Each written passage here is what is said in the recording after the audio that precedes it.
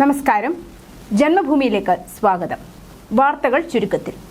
സ്വയം തൊഴിൽ പദ്ധതിക്ക് ലോൺ അനുവദിക്കാത്ത ബാങ്കിനെ കുറിച്ച് പരാതി പറഞ്ഞ വനിതയ്ക്ക് കേന്ദ്രമന്ത്രി സുരേഷ് ഗോപി ഓട്ടോറിക്ഷ വാങ്ങി നൽകി. ബൈസൺ വാലി, മുട്ടുകാട്, അമ്പാട്ട്, ഗംഗ ഋഷികേശിനാണ് കേന്ദ്രമന്ത്രി ഓട്ടോറിക്ഷ നൽകിയത്. 2 പതിറ്റാണ്ടിലധികമായി ഏലത്തോട്ടങ്ങളിൽ കൂലിപ്പണിക്ക് പോയി കുടുംബം പുലർത്തുന്നയാളാണ് ഗംഗ. ബസ് ഡ്രൈവറായിരുന്ന ഭർത്താവ് ഋഷികേശിന് ജീവിതശൈലി രോഗങ്ങളെ തുടർന്ന് 13 വർഷമായി ജോലിക്ക് പോകാനാകുന്നില്ല. ഇതോടെ ഗംഗയുടെ കഷ്ടപ്പാടുകൾ ഇരട്ടിയായി. സ്വയം തൊഴിൽ കണ്ടെത്തി കുടുംബം മുന്നോട്ട് കൊണ്ടുപോകണമെന്ന ആഗ്രഹത്തിലാണ് 7 വർഷം മുമ്പ് ദേശസാൽകൃത ബാങ്കിൽ മുദ്രാ ലോണിന് അപേക്ഷിച്ചത്. എന്നാൽ അങ്ങനെ ഒരു പദ്ധതി ഇല്ലെന്നായിരുന്നു അന്ന് ബാങ്ക് അധികൃതർ പറഞ്ഞത്. ലൈംഗിക ചുവയോടെ സംസാരിക്കുകയും അധിക്ഷേപിക്കുകയും ചെയ്ത് ചോദ്യം ചെയ്ത പെൺകുട്ടികൾക്ക് നേരെ അക്രമി സംഘത്തിന്റെ അഴിഞ്ഞാട്ടം. പെൺകുട്ടികളിൽ ഒരാളെ നിലത്തിട്ട് ചവിട്ടുകയും മർദ്ദിക്കുകയും ദൃശ്യം പകർത്താൻ ശ്രമിച്ച ഫോൺ എറിഞ്ഞു തകർക്കുകയും ചെയ്തു. കല്ലൂർ എളമക്കര റോഡിൽ നിന്നുള്ള ചക്കാലപ്പാടം റോഡിൽ ചൊവ്വാഴ്ച പുലർച്ചെ 4:30-ക്കായിരുന്നു സംഭവം. അക്രമി സംഘത്തിലെ പാലക്കാട് സ്വദേശികളായ അരുൺ, സാബിത്ത്, മലപ്പുറം സ്വദേശി ആൽബിൻ, സൈമൺ എന്നിവരെ പോലീസ് പിടികൂടി. 1-ാം പ്രതി കല്ലൂർ ലിബർട്ടി ലൈനിൽ ഹൈലാൻഡ് ലോഡ്ജ് നടത്തിപ്പുകാരനായ മണ്ണാർക്കാട് സ്വദേശി അക്ബർ അലി ഉൾപ്പെടെ 7 പേർ ഒളിവിലാണ്. സംഘത്തിൽ 2 യുവതികളുമുണ്ട്. പിടിയിലായവർ അക്ബർ അലിയുടെ ഹോട്ടലിൽ ജീവനക്കാരാണ്. സംഭവത്തിൽ പോലീസിന് നേരെയും ആക്ഷേപം. ഗുരുതരമായ അതിക്രമം നടന്നിട്ടും സംഭവത്തിൽ പരാതി നൽകാനെത്തിയവരോട് പോലീസ് ഗൗരവമില്ലാതെയാണ് പെരുമാറിയതെന്ന് ആക്രമിക്കപ്പെട്ട പെൺകുട്ടിയുടെ സുഹൃത്തുക്കൾ ആരോപിച്ചു. പുലർച്ചെ 4 മണിക്ക് എന്തിനാണ് പുറത്തിറങ്ങിയതെന്നും വസ്ത്രധാരണം ശരിയല്ലെന്നും പോലീസ് ഉദ്യോഗസ്ഥർ സംസാരിച്ചതായി സുഹൃത്തുക്കൾ ആരോപിച്ചു. എന്നാൽ അത്തരത്തിലുള്ള പരാതിയൊന്നും വന്നിട്ടില്ലെന്നും അതേക്കുറിച്ച് അന്വേഷിക്കുമെന്നും കൊച്ചി സിറ്റി DCP ഷെഹൻഷാ വ്യക്തമാക്കി. US-ഇറാൻ സംഘർഷം മൂലം വാണിജ്യ പാചകവാതക സിലിണ്ടറിന്റെ വില 4 മാസം കൊണ്ട് ഇരട്ടിയോളമാണ് വർദ്ധിച്ചത്. ഇതോടെ ചായയ്ക്കും ഭക്ഷണ വിഭവങ്ങൾക്കും സാധാരണ ചായക്കടക്കാരൻ മുതൽ വൻകിട ഹോട്ടലുകൾ വരെ വില കൂട്ടാൻ നിർബന്ധിതരായി.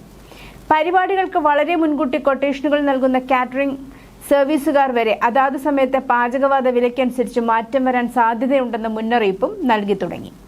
സംസ്ഥാനത്ത് 8 രൂപ മുതൽ 10 രൂപ വരെ ഉണ്ടായിരുന്ന ചായയ്ക്ക് ഇപ്പോൾ 12 മുതൽ 17 രൂപ വരെ നൽകണം. മുന്തിയ ഹോട്ടലും ബേക്കറിയും ഒക്കെ ആണെങ്കിൽ ഇത് 20 മുതൽ 22 രൂപ വരെയാകും.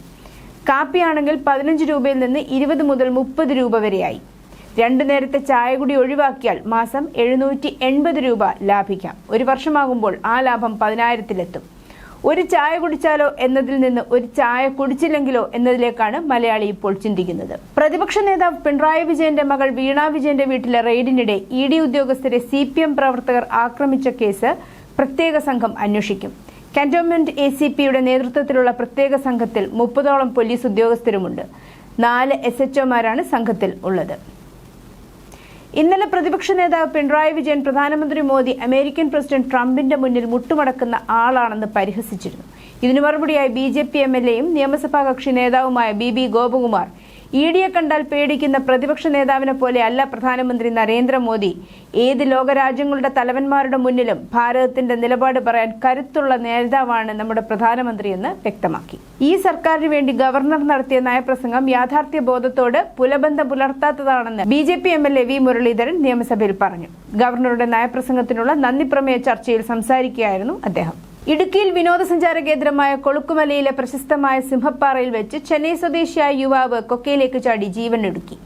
ചെന്നൈ അഭിരാമപുരം സ്വദേശിയായ ദ്രാവിനേഷ് ആണ് ബന്ധുക്കൾ നോക്കി നിൽക്കെ താഴ്ചയിലേക്ക് എടുത്തു ചാടിയത്. 25 വയസ്സായിരുന്നു. കുടുംബത്തോടൊപ്പം സൂര്യോദയ ദൃശ്യങ്ങൾ ആസ്വദിക്കുന്നതിനായാണ് ദ്രാവിനേഷ് ട്രക്കിംഗ് ജീപ്പിൽ മലമുകളിൽ എത്തിയത്. പ്രണയ തകർച്ചയെ തുടർന്ന് മാനസിക വിഷമമാണ് യുവാവിനെ ഈ നീക്കത്തിന് പ്രേരിപ്പിച്ചതെന്നാണ് പോലീസിന്റെ പ്രാഥമിക നിഗമനം. നവകേരള സദസ്സിനിടെ മുൻ മുഖ്യമന്ത്രിയുടെ ഗൺമാൻമാർ യൂത്ത് കോൺഗ്രസ് നേതാക്കളെ മർദ്ദിച്ച കേസിൽ മുൻകൂർ ജാമ്യാപേക്ഷയിൽ കോടതി ഇന്ന് വിശദവാദം കേൾക്കും. പ്രതികൾ ആലപ്പുഴ ജില്ലാ സെഷൻസ് കോടതിയിലാണ് മുൻകൂർ ജാമ്യാപേക്ഷ നൽകിയിരിക്കുന്നത്. ജാമ്യ ഹർജി ഇന്നലെ പരിഗണിച്ചെങ്കിലും ആക്ഷേപം ഫയൽ ചെയ്യാൻ പരാതിക്കാർ സാവകാശം തേടിയതോടെയാണ് വാദം ഇന്നേക്ക് മാറ്റിയത്. താമരശ്ശേരി ചുരത്തിൽ മൾട്ടി ആക്സസ് വാഹനങ്ങൾക്ക് നിരോധനം ഏർപ്പെടുത്തി. രാവിലെ 6 മുതൽ രാത്രി 8 മണി വരെയാണ് വിലക്ക് ഏർപ്പെടുത്തിയിരിക്കുന്നത്. ജില്ലാ കളക്ടർ ഇതുമായി ബന്ധപ്പെട്ട് ഉത്തരവിറക്കി. കാലവർഷം കനക്കുന്ന സാഹചര്യത്തിൽ അപകടങ്ങൾ ഒഴിവാക്കുന്നതിനും സുഗമമായ ഗതാഗതം ഉറപ്പാക്കുന്നതിനുമായിട്ടാണ് നിയന്ത്രണം ഏർപ്പെടുത്തിയിരിക്കുന്നത്. കാലവർഷം അവസാനിക്കുന്നതുവരെയോ അല്ലെങ്കിൽ അടുത്ത ഉത്തരവ് ഉണ്ടാകുന്നതുവരെയോ നിയന്ത്രണം തുടരുമെന്ന് ജില്ലാ കളക്ടർ അറിയിച്ചു. 2 ആക്സിലിൽ കൂടുതലുള്ള ട്രക്കുകൾ, ലോറികൾ, ടാങ്കറുകൾ, ട്രെയിലറുകൾ, കണ്ടെയ്നർ വാഹനങ്ങൾ, മറ്റു വലിയ മൾട്ടി ആക്സിൽ വാഹനങ്ങൾ എന്നിവയ്ക്ക് ഈ സമയങ്ങളിൽ ചുരത്തിലൂടെ കടന്നുപോകാൻ അനുമതിയുണ്ടായിരിക്കില്ല. കണ്ണൂരിലെ പിലാത്തറയിൽ രക്തക്കറയുമായി ദുരൂഹ സാഹചര്യത്തിൽ കണ്ടെത്തിയ കാർ ആരുടേതാണെന്ന് വ്യക്തമായി. കാർ തന്റേതാണെന്ന് പറഞ്ഞ് ഇതര സംസ്ഥാനക്കാരൻ പോലീസ് സ്റ്റേഷനിലെത്തി. മഹാരാഷ്ട്ര സ്വദേശി കുമാർ ജലന്ധർ സിംഗവും കുടുംബവുമാണ് പരാതിയുമായി എത്തിയത്. മോഷ്ടാക്കൾ കാർ തട്ടിയെടുത്തു എന്നാണ് മൊഴി. 25 ഗ്രാം സ്വർണം നഷ്ടപ്പെട്ടെന്നായിരുന്നു ആദ്യം പരാതി നൽകിയിരുന്നത്. എന്നാൽ 55 ലക്ഷം രൂപ കൂടി കവർച്ച ചെയ്യപ്പെട്ടതായി രാത്രി കാറിന്റെ ഉടമ തലശ്ശേരിയിൽ താമസിക്കുന്ന മഹാരാഷ്ട്ര സ്വദേശി അശോക് യശ്വന്ത് പോലീസിനോട് പറഞ്ഞു. പണവും സ്വർണവും നഷ്ടമായും എന്നും പറഞ്ഞു. കുടുംബത്തിന്റെ പരാതിയിൽ പരിയാരം പോലീസ് അന്വേഷണം തുടങ്ങി. പഴയ സ്വർണം വാങ്ങി മഹാരാഷ്ട്രയിൽ കൊണ്ടുപോയി വിൽപ്പന നടത്തി പുതിയ ആഭരണങ്ങൾ കേരളത്തിലെത്തിക്കുന്ന വ്യാപാരമാണ് ഇവരുടേതെന്ന് പറയുന്നു. മഹാരാഷ്ട്രയിൽ നിന്ന് വരുമ്പോൾ കൊണ്ടുവരാറുള്ള പുതിയ ആഭരണങ്ങളും പഴയ സ്വർണം വാങ്ങാനുള്ള പണവും കാറിലുണ്ടെന്ന് കരുതിയാണ് അക്രമമെന്നാണ് സൂചന. സീറ്റുകളും ഡാഷ്ബോർഡ് ഭാഗങ്ങളും ഫ്ലോർ മാറ്റുകളും പൂർണ്ണമായും അഴിച്ചുമാറ്റിയും തകർത്തും അക്രമികൾ പരിശോധിച്ചിട്ടുണ്ട്. രഹസ്യ അറകൾ കണ്ടെത്താനാണിതെന്ന് സംശയിക്കുന്നു. മുക്കത്തെ 2 ഇടങ്ങളിൽ നിന്നായി 3 കിലോയോളം MDMA-യുമായി പിടിയിലായ മുക്കം പൂളപ്പൊയിൽ സ്വദേശി മുഹമ്മദ് ഹനീഫ തെളിവെടുപ്പിന് കൊണ്ടുപോകുന്നതിനിടെ ട്രെയിനിൽ നിന്ന് രക്ഷപ്പെട്ട ശേഷം 5 സംസ്ഥാനങ്ങളിലൂടെ പോലീസിനെ വട്ടം കറക്കി ഒടുവിൽ 10-ാം നാൾ പിടിയിലായി.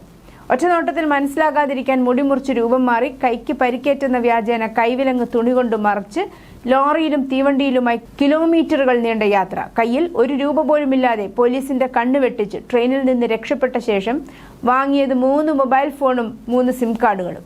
ബംഗളൂരുവിൽ നിന്ന് ഡൽഹിയിലേക്കുള്ള യാത്രയ്ക്കിടെ കർണാടക മഹാരാഷ്ട്ര അതിർത്തിയായ കൽബുർഗയിൽ നിന്ന് ചൊവ്വാഴ്ച പുലർച്ചെയാണ് ഇയാൾ പിടിയിലായത്. പോലീസ് കസ്റ്റഡിയിൽ നിന്ന് രക്ഷപ്പെട്ട സംഭവത്തിൽ പ്രതിക്കെതിരെ Vadodara police station case register ചെയ്തിട്ടുണ്ട്. പ്രതിയെ ഹൈദരാബാദിലെത്തിച്ച് വൈദ്യപരിശോധന നടത്തി അന്വേഷണ സംഘം ചൊവ്വാഴ്ച വൈകിട്ട് ബസ് മാർഗം കോഴിക്കോട്ടേക്ക് തിരിച്ചു. ബുധനാഴ്ച ഉച്ചയോടെ നാട്ടിലെത്തിച്ച് വടകര NDPS കോടതിയിൽ ഹാജരാക്കും. തിരുവനന്തപുരം നാലാഞ്ചിറയിൽ തർക്കത്തിനിടെ ഭർത്താവ് ഭാര്യയെ കുത്തിക്കൊന്നു. ഹസീനയാണ് കൊല്ലപ്പെട്ടത്. ഉദയന്നൂർ ക്ഷേത്രത്തിന് സമീപം ഇന്ന് പുലർച്ചെയായിരുന്നു സംഭവം. കൊലയ്ക്ക് ശേഷം ഭർത്താവ് സുരേഷ് കാറിൽ രക്ഷപ്പെട്ടു. കുടുംബ വഴക്കാണ് കൊലപാതകത്തിലേക്ക് നയിച്ചതെന്നാണ് പ്രാഥമിക വിവരം. ഇരുവരുടെയും മകളാണ് വിവരം പോലീസിനെ അറിയിച്ചത്. ഹസീനയെ ഉടൻ തിരുവനന്തപുരം മെഡിക്കൽ കോളേജിൽ എത്തിച്ചെങ്കിലും ജീവൻ രക്ഷിക്കാനായില്ല. ആലുവയിൽ പെരിയാറിലേക്ക് മലിനജലം ഒഴുക്കിയതായി കണ്ടെത്തിയതിനെ തുടർന്ന് നഗരത്തിലെ ഫ്ളാറ്റ് സമുച്ചയത്തിന് ആലുവ നഗരസഭ 50,000 രൂപ പിഴ ചുമത്തി. ബാങ്ക് ജംഗ്ഷൻ പ്രദേശത്തെ ശാന്തി ലോട്ടസ് ഫ്ളാറ്റിനെതിരെയാണ് നടപടി. നഗരസഭയ്ക്ക് ലഭിച്ച പരാതിയുടെ അടിസ്ഥാനത്തിൽ ആരോഗ്യ വിഭാഗം നടത്തിയ പരിശോധനയിലാണ് ക്രമക്കേട് കണ്ടെത്തിയത്. സംസ്ഥാനത്ത് ഇന്ന് ശക്തമായ മഴയ്ക്ക് സാധ്യത. എല്ലാ ജില്ലകളിലും മഴ മുന്നറിയിപ്പുണ്ട്. ആലപ്പുഴ, കോട്ടയം, എറണാകുളം, തൃശൂർ ജില്ലകളിൽ ഇന്ന് ഓറഞ്ച് അലർട്ടാണ് പ്രഖ്യാപിച്ചിരിക്കുന്നത്. മറ്റു ജില്ലകളിൽ യെല്ലോ അലർട്ടുണ്ട്. അടുത്ത ദിവസങ്ങളിലും മഴ തുടരും. നാളെ തിരുവനന്തപുരം മുതൽ തൃശൂർ വരെയുള്ള 8 ജില്ലകളിൽ ഓറഞ്ച് അലർട്ട് പ്രഖ്യാപിച്ചിട്ടുണ്ട്. കേരള തീരത്ത് പടിഞ്ഞാറൻ കാറ്റ് ശക്തി പ്രാപിക്കുകയാണ്. നാളെയോടെ കാലവർഷത്തിന് തുടക്കമാകുമെന്നാണ് അറിയിപ്പ്. കേരള തീരത്ത് മത്സ്യബന്ധനത്തിനുള്ള വിലക്ക് തുടരുകയാണ്. തെക്ക് പടിഞ്ഞാറൻ കാലവർഷം 2026 ജൂൺ 4 കേരളത്തിൽ എത്തിച്ചേരാൻ സാധ്യത. അതോടൊപ്പം തെക്കു പടിഞ്ഞാറൻ തെക്കുകിഴക്കൻ അറബിക്കടലിന്റെ കൂടുതൽ ഭാഗങ്ങൾ, ലക്ഷദ്വീപ്, തമിഴ്നാട് എന്നിവിടങ്ങളിലെ ചില പ്രദേശങ്ങൾ, ബംഗാൾ ഉൾക്കടലിന്റെ വിവിധ ഭാഗങ്ങൾ, തെക്ക് കിഴക്കൻ ബംഗാൾ ഉൾക്കടലിന്റെ ബാക്കി ഭാഗങ്ങൾ, വടക്ക് കിഴക്കൻ, മധ്യകിഴക്കൻ, മധ്യ പടിഞ്ഞാറൻ, തെക്കു പടിഞ്ഞാറൻ ഭാഗങ്ങൾ ഉൾപ്പെടെ കാലവർഷം വ്യാപിക്കാനാണ് സാധ്യത. തെക്കൻ കേരള തീരത്തോട് ചേർന്ന് തെക്ക് കിഴക്കൻ അറബിക്കടലിന് മുകളിൽ ചക്രവാത ചുഴി നിലനിൽക്കുന്നുണ്ട്. രാജ്യത്ത് 15 വർഷത്തിനു ശേഷം തുടക്കമിട്ട 2027 സെൻസസിൽ വീടിന്റെ വിവരങ്ങൾ പ്രത്യേക പോർട്ടലിലൂടെ വീട്ടുകാർക്ക് സ്വയം ചേർക്കാമെന്നതാണ് പ്രധാന സവിശേഷത. സ്മാർട്ട് ഫോണിലൂടെ വിവരശേഖരണം നടത്തുന്ന ആദ്യ ഡിജിറ്റൽ സെൻസസ് ആയതിനാൽ എന്യൂമറേറ്റർ ചമഞ്ഞ് തട്ടിപ്പ് നടത്തുന്നവർ കുടുങ്ങും. എന്യൂമറേറ്ററുടെ ഫോണിലെ QR കോഡ് സ്കാൻ ചെയ്ത തട്ടിപ്പില്ലെന്ന് ജനങ്ങൾക്ക് ഉറപ്പാക്കാം. ബാങ്ക് അക്കൗണ്ട്, OTP വിവരങ്ങൾ കൈമാറേണ്ടതില്ല. 2 ഘട്ടമായാണ് സെൻസസ്. ആദ്യഘട്ടത്തിൽ വീടിന്റെ കണക്കെടുപ്പും 2ാം ഘട്ടത്തിൽ ജനസംഖ്യാ കണക്കെടുപ്പും. കേരളത്തിൽ 16 മുതൽ 30 വരെ വീടിന്റെ വിവരങ്ങൾ പോർട്ടലിലൂടെ സ്വയം സമർപ്പിക്കാം. ജൂലൈ 1 മുതൽ 30 വരെ എന്യൂമറേറ്റർമാർ നേരിട്ടെത്തുകയും വീടുകളുടെ കണക്കെടുക്കുകയും ചെയ്യും. ഓൺ സ്ക്രീൻ മാർക്കിംഗ് OSM പ്രക്രിയയെ ചൊല്ലി പൊതുജനങ്ങൾക്കിടയിൽ ഉയർന്നുവന്ന വലിയ പ്രതിഷേധങ്ങൾക്കിടയിൽ നിർണായകമായ നീക്കവുമായി കേന്ദ്ര സർക്കാർ. Central board of secondary education CBSE ചെയർമാനെയും സെക്രട്ടറിയും ചൊവ്വാഴ്ച കേന്ദ്ര സർക്കാർ തസ്തികകളിൽ നിന്ന് സ്ഥലം മാറ്റി. ഇതിനു പുറമെ വിഷയത്തെക്കുറിച്ച് അന്വേഷിക്കാൻ ഏകാംഗ അന്വേഷണ സമിതിയെയും നിയോഗിച്ചിട്ടുണ്ട്. CBSEയുടെ ചീഫ് എക്സിക്യൂട്ടീവായിരുന്ന രാഹുൽ സിംഗ് ബോർഡിന്റെ മൊത്തത്തിലുള്ള പ്രവർത്തനങ്ങളുടെയും ഭരണനിർവഹണത്തിന്റെയും മേൽനോട്ടം വഹിച്ചിരുന്ന ആളാണ്. CBSE സെക്രട്ടറിയും ചീഫ് അഡ്മിനിസ്ട്രേറ്റീവ് ഓഫീസറുമായിരുന്ന ഹിമാൻഷു ഗുപ്ത നിയമപരമായ കാര്യങ്ങൾ, ഓഡിറ്റ്, പബ്ലിക് റിലേഷൻ എന്നിവയായിരുന്നു കൈകാര്യം ചെയ്തിരുന്നത്. കർണാടക മുഖ്യമന്ത്രിയായ DK ശിവകുമാർ ഇന്ന് സത്യപ്രതിജ്ഞ ചെയ്യും. വൈകിട്ട് 4:05 ലോക്ഭവനിൽ നടക്കുന്ന ചടങ്ങിൽ രാഹുൽ ഗാന്ധി, മല്ലികാർജ്ജുൻ ഖാർഗെ, കേരള മുഖ്യമന്ത്രി VD സതീശൻ, തെലങ്കാന മുഖ്യമന്ത്രി രേവന്ത് റെഡ്ഡി, ഹിമാചൽ പ്രദേശ് മുഖ്യമന്ത്രി സുഖിന്ദർ സിംഗ് സുഖു ഉൾപ്പെടെ കോൺഗ്രസിന്റെ പ്രമുഖ നേതാക്കളും പങ്കെടുക്കും. ഇന്ത്യയുടെ പ്രതിരോധ മേഖലയ്ക്ക് കരുത്തു പകർന്ന് തദ്ദേശീയമായി വികസിപ്പിച്ച രുദ്രം 2 മിസൈൽ സംവിധാനത്തിന്റെ പരീക്ഷണം വൻ വിജയം. പ്രതിരോധ ഗവേഷണ വികസന സംഘടനയും ഇന്ത്യൻ വ്യോമസേനയും സംയുക്തമായാണ് ആകാശത്തു നിന്ന് കരയിലേക്ക് പായിക്കാവുന്ന ഈ മിസൈലിന്റെ പരീക്ഷണം നടത്തിയത്. ഒഡീഷ തീരത്ത് ചണ്ഡിപ്പൂർ ഇന്റഗ്രേറ്റഡ് ടെസ്റ്റ് റേഞ്ചിൽ വ്യോമസേന വിമാനത്തിൽ നിന്നായിരുന്നു മിസൈൽ തൊടുത്തത്.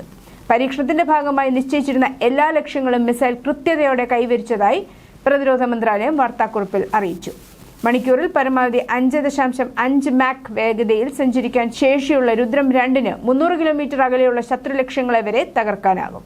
വർഷകാലം ആരംഭിക്കുന്നതിന് തൊട്ടുമുമ്പായി സംസ്ഥാനത്തെ കർഷകർക്ക് വലിയ ആശ്വാസമേകുന്ന പ്രഖ്യാപനവുമായി മഹാരാഷ്ട്ര സർക്കാർ. മുഖ്യമന്ത്രി ദേവേന്ദ്ര ഫട്നാവിസിന്റെ നേതൃത്വത്തിൽ ചേർന്ന മന്ത്രിസഭാ യോഗം കർഷകരുടെ വായ്പകൾ എഴുതിത്തള്ളാനുള്ള ചരിത്രപരമായ പദ്ധതിക്ക് അംഗീകാരം നൽകിയതായാണ് വിവരം. പുതിയ പദ്ധതി പ്രകാരം കർഷകരുടെ 2 ലക്ഷം രൂപ വരെയുള്ള കാർഷിക വായ്പകളാണ് പൂർണ്ണമായും എഴുതിത്തള്ളുക. സംസ്ഥാനത്തെ 6.5 ദശലക്ഷത്തിലധികം വരുന്ന ലോൺ അക്കൗണ്ടുകളിലായി ഏകദേശം 36,585 കോടി രൂപയുടെ ബാധ്യതയാണ് സർക്കാർ ഇതോടെ ഏറ്റെടുക്കുന്നത്. ഇതിലൂടെ മഹാരാഷ്ട്രയിലെ 5.6 ദശലക്ഷത്തോളം കർഷക കുടുംബങ്ങൾക്ക് നേരിട്ട് ഇതിന്റെ പ്രയോജനം ലഭിക്കുമെന്നാണ് കണക്കാക്കപ്പെടുന്നത്. ബീഹാറിലെ പാറ്റ്നയിലുള്ള പ്രശസ്ത അധ്യാപകനും യൂട്യൂബറുമായ ഖാൻ സാറിന്റെ കോച്ചിംഗ് ഇൻസ്റ്റിറ്റ്യൂട്ടിന് പുറത്ത് ചൊവ്വാഴ്ച വൈകുന്നേരം വെടിവയ്പുണ്ടായി. മുസല്ലാപൂർ ഹാത്ത് പ്രദേശത്ത് ഇൻസ്റ്റിറ്റ്യൂട്ട് ഗ്രൗണ്ടിന് സമീപം 5 മുതൽ 6 വരെ വെടിവയ്പുകൾ നടന്നതായി റിപ്പോർട്ടുണ്ട്. വെടിവയ്പിൽ പരിക്കേറ്റ ഒരു സുരക്ഷാ ഉദ്യോഗസ്ഥനെ ആശുപത്രിയിൽ പ്രവേശിപ്പിച്ചു. പ്രദേശത്തെ കോച്ചിംഗ് സ്ഥാപനങ്ങൾക്കിടയിൽ നിലവിലുള്ള മത്സരവും അധികാര പോരാട്ടവുമായി സംഭവത്തിന് ബന്ധമുണ്ടെന്ന് പ്രാഥമിക തെളിവുകൾ സൂചിപ്പിക്കുന്നു. വധിക്കപ്പെട്ട് 3 മാസത്തിനൊടുവിൽ മുൻ പരമോന്നത നേതാവ് ആയത്തുള്ള അലി ഖംനേയിക്കായുള്ള വിലാപയാത്രയ്ക്ക് ഒരുക്കങ്ങൾ തുടങ്ങി ഇറാൻ. 3 ദിവസത്തെ ചടങ്ങുകൾ നടത്താനാണ് തീരുമാനം. അമേരിക്കയുമായി സമാധാന ധാരണ പ്രതീക്ഷിക്കുന്നതിനാൽ തീയതി പ്രഖ്യാപിക്കുന്നത് ഇതിനു ശേഷമാകുമെന്നാണ് കരുതുന്നത്. ഇന്ത്യയും നേപ്പാളും തമ്മിലുള്ള അതിർത്തി തർക്കം ഏകപക്ഷീയമായ ഒരു വിഷയമല്ലെന്ന് പ്രധാനമന്ത്രി ബാലേന്ദ്ര ബാലൻ ഷാ പാർലമെന്റിൽ പറഞ്ഞതിനെ തുടർന്ന് ഈ ആഴ്ച നേപ്പാളിലെ രാഷ്ട്രീയം അരാജകത്വത്തിലേക്ക് കൂപ്പുകുത്തി. അദ്ദേഹത്തിന്റെ പ്രസ്താവനകൾ ഒരു രാഷ്ട്രീയ കൊടുങ്കാറ്റിനും കാരണമായി. പ്രതിപക്ഷ പാർട്ടികളും വിദ്യാർത്ഥികളും അദ്ദേഹത്തിന്റെ രാജി ആവശ്യപ്പെട്ടു. പ്രതിഷേധങ്ങളുടെ ഒരു തിരമാലയിലൂടെ അധികാരത്തിലെത്തിയ ബാലൻ ഷാ പ്രധാനമന്ത്രിയായി ചുമതലയേറ്റ് മാസങ്ങൾക്കുള്ളിൽ വ്യാപകമായ പ്രതിഷേധങ്ങൾ നേരിടുകയാണ്. ബുധനാഴ്ച കുവൈറ്റിലെയും ബഹ്റൈനിലെയും US സൈനിക കേന്ദ്രങ്ങൾ ലക്ഷ്യമിട്ട് ഇറാൻ മിസൈൽ ഡ്രോൺ ആക്രമണങ്ങൾ നടത്തി. ഇറാനിലെ ഖേഷം ദ്വീപിൽ നേരത്തെ US നടത്തിയ ആക്രമണത്തിനുള്ള പ്രതികാരമായാണ് ഈ ആക്രമണങ്ങളെ വിശേഷിപ്പിച്ചത്. ഇറാനിയൻ ടെലികമ്മ്യൂണിക്കേഷൻ ആന്റിനയിലും എണ്ണ ടാങ്കറിലും US നടത്തിയ ആക്രമണത്തിന് മറുപടിയായി US 5ാം കപ്പൽപ്പടയും മേഖലയിലെ ഒരു US വ്യോമത്താവളത്തെയും ലക്ഷ്യമിട്ടതായി ഇറാൻ സായുധ സേന പറഞ്ഞു. കൂടുതൽ കഠിനമായ പ്രതികരണത്തെക്കുറിച്ച് മുമ്പ് നൽകിയ മുന്നറിയിപ്പിൽ ഈ ഓപ്പറേഷൻ നിറവേറ്റിയതായും അവർ കൂട്ടിച്ചേർത്തു. News desk Janmabhumi.